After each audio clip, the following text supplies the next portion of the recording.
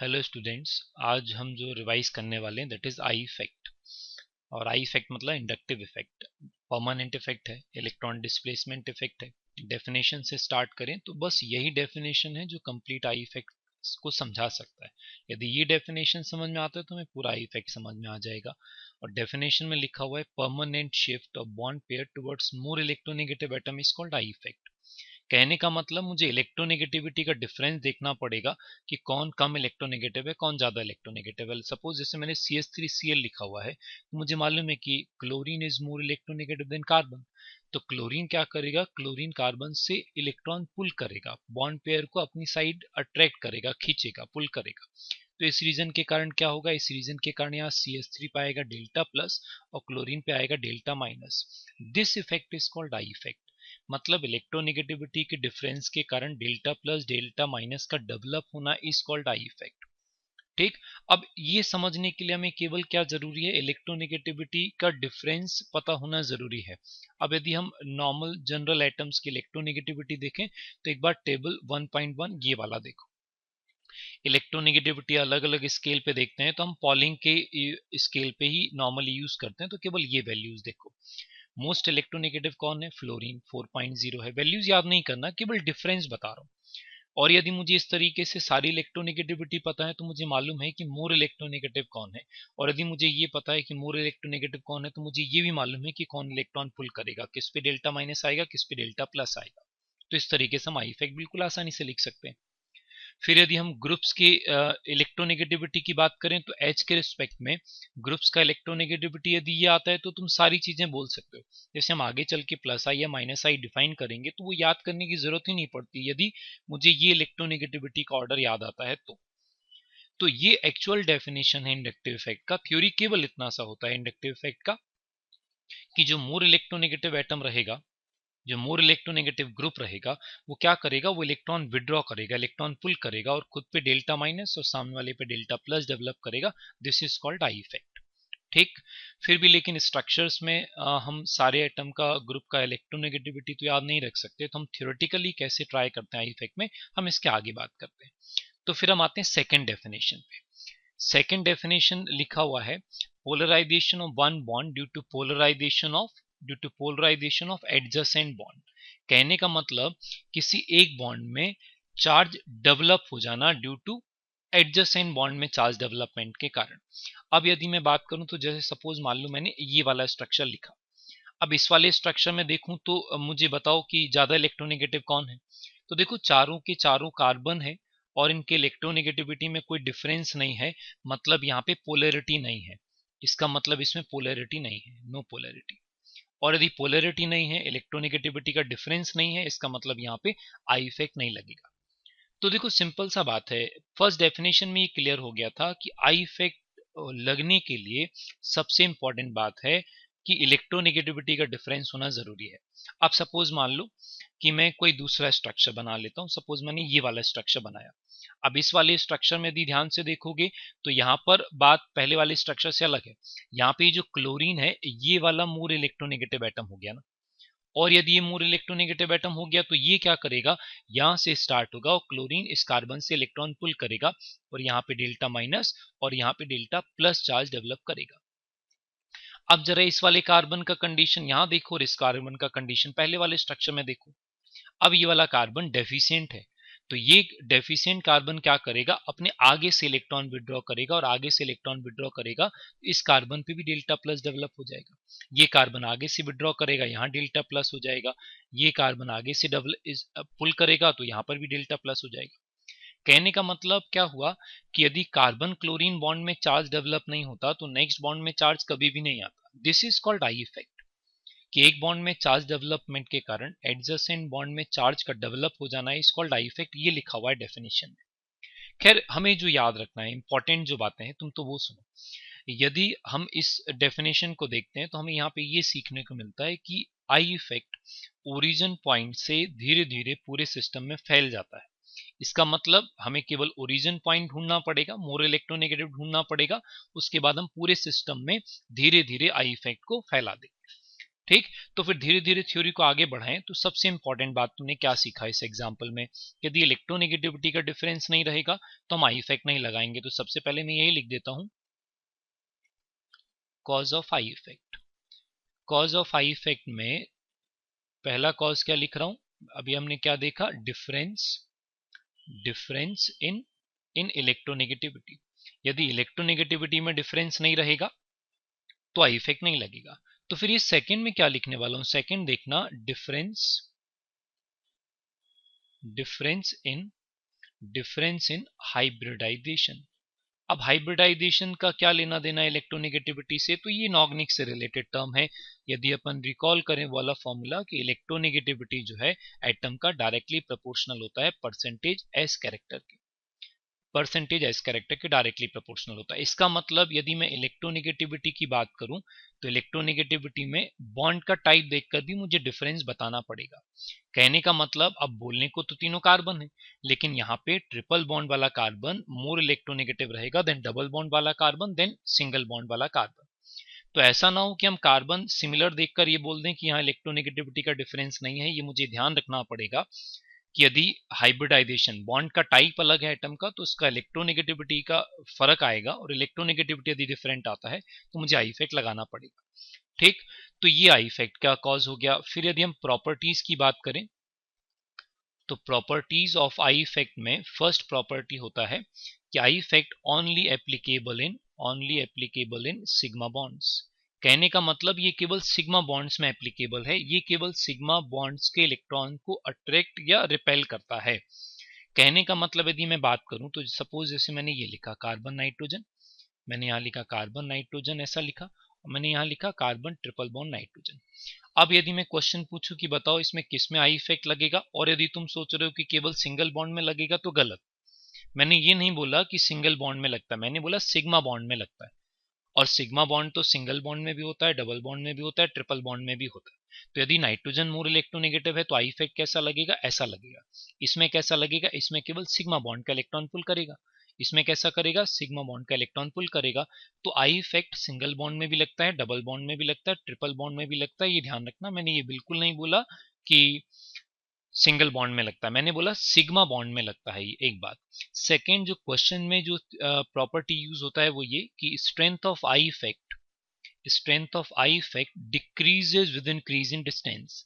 कहने का मतलब यदि मैं शॉर्ट में लिखूं तो आई इफेक्ट का जो स्ट्रेंथ है ये डिस्टेंस के इनवर्सली प्रोपोर्शनल होता है। मतलब जैसे जैसे आई इफेक्ट अपने ओरिजिन पॉइंट से आगे बढ़ता है वैसे वैसे उसका स्ट्रेंथ कम हो जाता है। और याद रखने के लिए, यूज करने के लिए सबसे अच्छा तरीका होता है ये कि तुम ये याद रखो कि नजदीक में सबसे स्ट्रांग होता है आई इफेक्ट, नजदीक में सबसे स्ट्रांग, नजदीक में सबसे स्ट्रांग होता है। मतलब ओरिजिन पॉइंट यदि तुम्हें मालूम चल गया तो जो सबसे नजदीक वाला पोजीशन हुआ वहां पे आई इफेक्ट सबसे स्ट्रांग लगाओगे, दूर पे वीक लगाओगे। इसका मतलब ओरिजिन पॉइंट पे डेवलप होने वाला चार्ज सबसे ज्यादा रहेगा, फिर जैसे जैसे आई इफेक्ट आगे बढ़ाओगे डेवलप होने वाले चार्ज का अमाउंट कम होता जाएगा। ठीक, थर्ड यदि प्रॉपर्टी लिखें तो I effect is a weak effect, I effect is a weak effect और due to development of partial charges, delta plus delta minus charges ही डेवलप करता है। मैं पूरा थ्योरी नहीं लिख रहा हूँ, केवल रिवीजन के लिए। Delta plus delta minus charges develop करने का मतलब आई इफेक्ट में कभी भी कंप्लीट चार्जेस डेवलप नहीं होते, मतलब इलेक्ट्रॉन्स का ट्रांसफर कंप्लीट नहीं होता, केवल पार्शियल शिफ्ट होता है टुवर्ड्स मोर इलेक्ट्रोनेगेटिव एटम। फिर यदि बात करें तो negligible I effect, generally negligible after third atom, after third atom. अब यदि मैं ये लिख रहा हूं कि थर्ड एटम के बाद नेग्लिजिबल, इसका मतलब ये नहीं कि थर्ड एटम के बाद ये जीरो हो जाएगा। यदि हमें जरूरत पड़ेगी तो हम बहुत आगे तक भी आई इफेक्ट लगा सकते हैं, बस हमें ये बोलते रहना पड़ेगा कि जैसे जैसे हम आगे बढ़ रहे हैं आई इफेक्ट का स्ट्रेंथ कम होता जाएगा। ठीक, लेकिन फिर भी इस लाइन को लिखने का पर्पज ये है कि थर्ड एटम के बाद बहुत कंसिडरेबल इफेक्ट नहीं आता है आई इफेक्ट का। ठीक, तो नॉर्मली हम थर्ड एटम तक ही यूज करते हैं, लेकिन हम एप्लीकेशन में आगे भी यूज करके बताएंगे। अब यदि प्रॉपर्टीज से आगे बढ़े तो देखो, हम जो स्टडी कर रहे हैं आई इफेक्ट वो है इलेक्ट्रॉन डिस्प्लेसमेंट इफेक्ट। तो उनके बारे में बात करें तो एनी इफेक्ट फिर वो इलेक्ट्रॉन डिस्प्लेसमेंट का है तो ये दो ही टाइप का तो होगा। इलेक्ट्रॉन डिस्प्लेसमेंट में या तो इलेक्ट्रॉन जाएगा या तो इलेक्ट्रॉन आएगा। तो an effect always of two types, एक यदि हम लिखें तो इलेक्ट्रॉन, एक को लिखते हैं हम इलेक्ट्रॉन रिलीजिंग इफेक्ट, जिसमें इलेक्ट्रॉन रिलीज होता है, इलेक्ट्रॉन जाता है, और दूसरा क्या हो जाएगा, electron withdrawing effect, electron withdrawing effect हो गया सेकंड वाला। ठीक, हमेशा हर इफेक्ट दो ही टाइप का होता है। अब साइन कन्वेंशन ये तुम्हें थोड़ा सा याद रखना पड़ता है, हमेशा याद रखोगे तो सारे इफेक्ट अपने आप कवर हो जाएंगे। कोई भी यदि इलेक्ट्रॉन रिलीजिंग इफेक्ट होता है तो उसका नाम हम हमेशा क्या बोलते हैं, उसका नाम हम हमेशा बोलते हैं पॉजिटिव इफेक्ट, और यदि विथड्रॉइंग नेचर का होता है तो उसका नाम हम हमेशा क्या बोलते हैं, माइनस इफेक्ट बोलते हैं।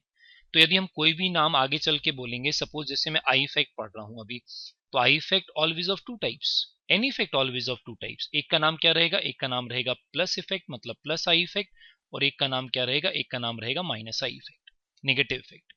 तो यदि तुम्हें ये साइन कन्वेंशन नेम लिखने का तरीका पता है, साइन कन्वेंशन तो नहीं है, नाम लिखने का तरीका पता है, तुम्हें डेफिनेशन पता है कि भाई प्लस आई इफेक्ट यदि मैंने लिखा तो नाम में यदि प्लस इफेक्ट लिखा है, इसका मतलब ये रिलीजिंग नेचर का रहेगा, और रिलीजिंग नेचर का रहेगा इसका मतलब सामने जो प्रेजेंट रहेगा वो कैसा रहेगा, वो मोर इलेक्ट्रोनेगेटिव एटम रहेगा, मतलब plus I effect less electronegative group का होता है, और माइनस आई इफेक्ट जो है मोर इलेक्ट्रोनेगेटिव ग्रुप का होता है। फिर भी चलो अपन अलग अलग यदि बात करें तो सबसे पहले अपन प्लस आई इफेक्ट की बात कर लेते हैं। Plus I effect, plus I effect की डेफिनेशन में बोलते हैं if the bond pair, if the bond pair, if the bond pair is shifted, if the bond pair is shifted towards more electronegative atom, more electronegative atom। ठीक, तब हम क्या देखते हैं, हम ये देखते हैं कि जिस ग्रुप से बॉन्ड पेयर दूर जा रहा है, ठीक, if the bond pair is shifted away from the group, ठीक, तो क्या लिखेंगे अपन, if the bond pair, if the bond pair, if the bond pair is shifted away from the group, away from the group, then the effect of the group is called, then the effect of the group is called, effect of the group is called plus I effect। ठीक, तो हम उसका क्या effect बोलते हैं, हम उसका effect बोलते हैं प्लस आई इफेक्ट बोलते हैं। ठीक, तो हमें केवल क्या देखना पड़ेगा कि किस ग्रुप से बॉन्ड पेयर जो है वो दूर जा रहा है। अब यदि अपन बात करें तो जैसे हमने स्टार्टिंग में CH3Cl लिखा था, और हमने क्या बोला था कि क्लोरीन इज मोर इलेक्ट्रोनेगेटिव, तो क्लोरीन ने इलेक्ट्रॉन पुल किया था। अब मुझे ये देखना है कि बॉन्ड पेयर किस ग्रुप से दूर जा रहा है, तो CH3 से दूर जा रहा है बॉन्ड पेयर, इसलिए मुझे CH3 का इफेक्ट क्या बोलना पड़ेगा, मुझे CH3 का इफेक्ट बोलना पड़ेगा प्लस आई इफेक्ट। क्लियर है। अब यदि मैं प्लस आई इफेक्ट ऐसे समझ जाऊंगा कि बॉन्ड पेयर इससे दूर जाएगा, तो मुझे कैसा लगेगा, यदि मैं प्लस आई इफेक्ट वाले ग्रुप की तरफ से देखता हूं, मुझे ऐसा लगेगा ये इलेक्ट्रॉन डोनेट कर रहा है। इसका मतलब सबसे इंपॉर्टेंट रिजल्ट जो बना रहा हूं मैं ये, कि group having plus I effect, जिस ग्रुप का प्लस आई इफेक्ट रहेगा उसको हम हमेशा क्या मानेंगे, उसको हम इलेक्ट्रॉन देने वाला ग्रुप मानेंगे, मतलब हम उसको क्या लिखते हैं, इलेक्ट्रॉन रिलीजिंग ग्रुप लिखते हैं, इलेक्ट्रॉन रिलीजिंग ग्रुप, इलेक्ट्रॉन देने वाला ग्रुप। हो सकता है बुक्स वगैरह में तुमने लिखा देखा हो तो इसको इलेक्ट्रॉन डोनेटिंग ग्रुप भी बोलते हैं, EDG भी लिखा हुआ आता है। ठीक है ना। अब सारा खेल इस बात का रहा है कि हमें कैसे मालूम चलेगा कि प्लस आई इफेक्ट किस ग्रुप का होता है। तो प्लस आई इफेक्ट पता करने के लिए सबसे अच्छा तरीका तो है कि तुम्हें इलेक्ट्रोनेगेटिविटी का डिफरेंस पता हो, लेकिन इलेक्ट्रोनेगेटिविटी याद रखना पॉसिबल तो है नहीं। तो प्लस आई इफेक्ट जो है दो टाइप के ग्रुप का हम बोलते हैं। प्लस आई इफेक्ट किसका बोलते हैं, तो हम लिख रहे हैं एल्काइल ग्रुप का प्लस आई इफेक्ट बोलते हैं। अब एल्काइल ग्रुप कौन सा वाला, प्राइमरी सेकेंडरी टर्शियरी कौन सा वाला, तो सारे एल्काइल ग्रुप का प्लस आई इफेक्ट होता है। फिर यदि बात करें तो कैसा, ग्रुप हैविंग नेगेटिव चार्ज, जिस ग्रुप पे नेगेटिव चार्ज रहेगा ना उसका भी हमें क्या बोलना पड़ेगा, उसका इफेक्ट भी हमें प्लस आई इफेक्ट बोलना पड़ेगा। अब यदि हम एग्जाम्पल समझाने के लिए ऑर्डर कुछ लिखें तो ये ऑर्डर हमें याद रखना पड़ता है। तो जैसे मान लो मैंने O माइनस लिखा, तो नेगेटिव चार्ज है तो ये क्या हो जाएगा, प्लस आई वाला हो जाएगा। फिर उसके बाद आता है Cu माइनस आता है, फिर उसके बाद आता है टर्शरी एल्काइल ग्रुप आता है, फिर उसके बाद सेकेंडरी एल्काइल ग्रुप आता है, फिर प्राइमरी एल्काइल ग्रुप आता है, फिर उसके बाद आता है मिथाइल, फिर उसके बाद आता है ड्यूटेरियम हैवी हाइड्रोजन, और सबसे लास्ट में आता है, सबसे लास्ट में आता है H। ठीक, तो हमें ये ध्यान रखना पड़ेगा।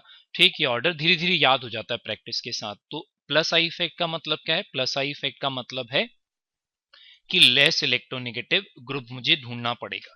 क्लियर है। अब यदि इसके एप्लीकेशन पे चलें तो सबसे अच्छा जो एप्लीकेशन होता है उसका इधर आओ। जैसे जब हम बेंजीन वाले टॉपिक पढ़ेंगे और मान लो सपोज मैंने यहाँ पे कोई प्लस आई इफेक्ट वाला ग्रुप यहाँ पे लगा दिया। कैसे पहचानोगे प्लस आई इफेक्ट वाला ग्रुप है? ऊपर तरीका लिखा हुआ है। तो प्लस आई इफेक्ट वाला ग्रुप क्या करेगा? इलेक्ट्रॉन डोनेट करेगा। अब इलेक्ट्रॉन डोनेट करेगा तो ये इलेक्ट्रॉन इस तरीके से जाएगा, हमें एरो ऐसे लगाने पड़ेंगे। अब ये आगे बढ़ेगा, हमने डेफिनेशन में बोला था धीरे धीरे पूरे सिस्टम में फैल जाएगा, तो ये मैं एरो लगाते जाऊंगा, ये इफेक्ट आगे बढ़ता जाएगा और इस तरीके से पूरे सिस्टम में लग जाएगा ये। अब यदि मैं पोजीशंस की बात करूं तो बेंजीन रिंग में ये वाला ऑर्थो पोजीशन होता है, ये वाला मेटा पोजीशन होता है और ये वाला होता है पैरा पोजीशन। अब रिकॉल करो, हमने बोला था कि नजदीक में सबसे स्ट्रांग लगेगा, मतलब ऑर्थो पे लगने वाला जो इफेक्ट मैं बोलूंगा प्लस आई कैसा बोलूंगा? स्ट्रांग बोलूंगा। मेटा पे लगने वाले प्लस आई इफेक्ट को मैं कैसा बोलूंगा? मॉडरेट मीडियम बोलूंगा। और पैरा पे लगने वाले प्लस आई इफेक्ट को मैं कैसा बोलूंगा? वीक बोलूंगा। ये सबसे इंपॉर्टेंट इसका एप्लीकेशन वाला पार्ट होता है, ठीक है ना। और देखो दोनों औरतों पे बिल्कुल एक जैसा लगेगा, मैंने एक साइड लिखा है, इसका मतलब ये नहीं कि दूसरी साइड लग नहीं रहा, ठीक। तो इस तरीके से आई इफेक्ट को हम यूज भी कर लेते हैं, एप्लीकेशन वाले पार्ट में आ भी जाएगा। अब यदि अपन सेकंड वाला टाइप लिखते हैं तो सेकंड टाइप क्या होगा? सेकंड टाइप होगा माइनस आई इफेक्ट। अब माइनस आई इफेक्ट क्या होगा? पहले से बोल चुके हैं कि मोर इलेक्ट्रोनेगेटिव का माइनस आई रहेगा। तो यदि माइनस आई इफेक्ट में अपन बात करें तो क्या लिख दें definition? If the bond pair is shifted towards the group, then the effect of the group is called, of the group is called कौन सा इफेक्ट? Minus I effect. कहने का मतलब वापस से यदि हम बात करें तो वही सारी बातें हैं कि हमें क्या देखना पड़ेगा? मोर इलेक्ट्रोनेगेटिव एटम देखना पड़ेगा, और मोर इलेक्ट्रोनेगेटिव एटम देखने के बाद हम जब एरो लगाएंगे तो हमें देख के मालूम चल जाएगा कि किसका प्लस आई इफेक्ट है और किसका माइनस आई इफेक्ट है। सपोज मैं वापस से वो उसी पुराने वाले एग्जांपल पे लेके आऊं, जैसे हमने CH3Cl लिखा था, तो हमने क्या बोला था कि क्लोरीन इज मोर इलेक्ट्रोनेगेटिव, तो क्लोरीन ने इलेक्ट्रॉन पुल किया था। तो बस मुझे ये देखना है कि किस ग्रुप की तरफ इलेक्ट्रॉन आ रहे हैं। तो Cl की तरफ यदि इलेक्ट्रॉन आ रहे हैं तो कितना आसान, मुझे Cl का इफेक्ट क्या बोलना पड़ेगा? मुझे Cl का इफेक्ट माइनस आई इफेक्ट बोलना पड़ेगा। तो यदि मैं माइनस आई इफेक्ट वाले ग्रुप की साइड से देखता हूं तो जरा ध्यान से देखना, ग्रुप हैविंग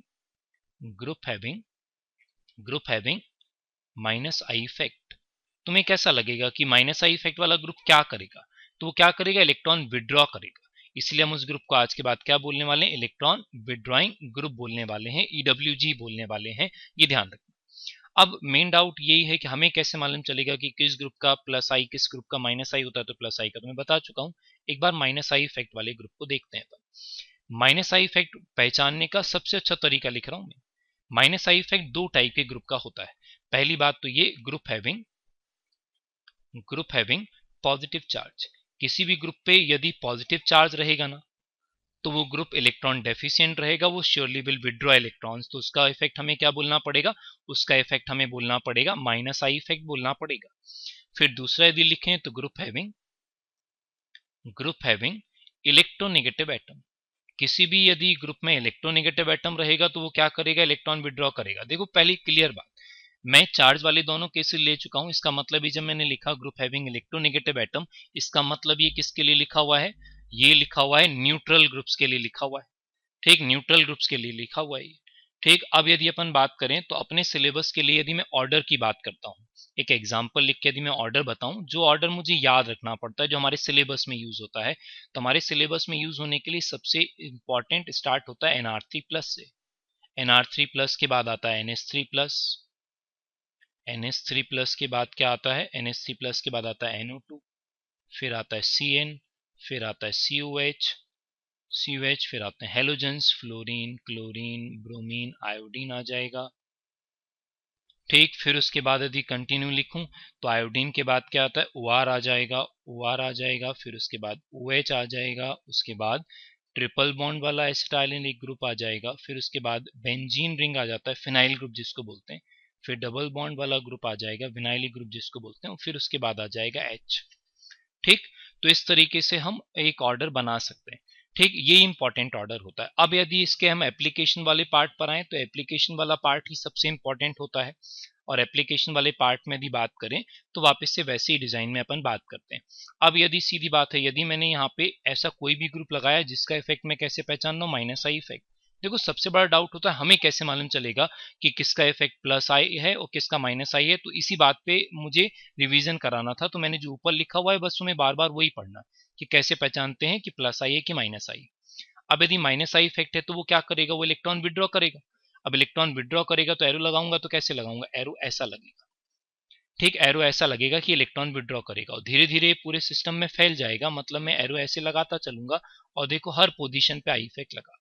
लेकिन सबसे इंपॉर्टेंट बात क्या है, सबसे इंपॉर्टेंट बात यही है कि आई इफेक्ट नजदीक में सबसे स्ट्रांग लगता है। इसका मतलब ऑर्थो पे लगने वाला आई इफेक्ट सबसे स्ट्रांग बोलना पड़ेगा, मेटा पे लगने वाला आई इफेक्ट मॉडरेट बोलना पड़ेगा, और पैरा पे लगने वाला आई इफेक्ट कैसा बोलना पड़ेगा, मुझे वीक बोलना पड़ेगा। ऐसा लिख दिया मैं।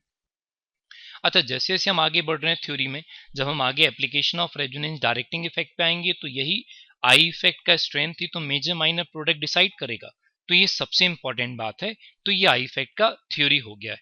अब हम जब नेक्स्ट वीडियो डालेंगे तो उसमें हम एप्लीकेशन वाले पार्ट पर आएंगे और हम रेजोनेंस आई इफेक्ट सारे इफेक्ट मिलकर कैसे लगाते हैं हम वो स्टडी करने वाले हैं।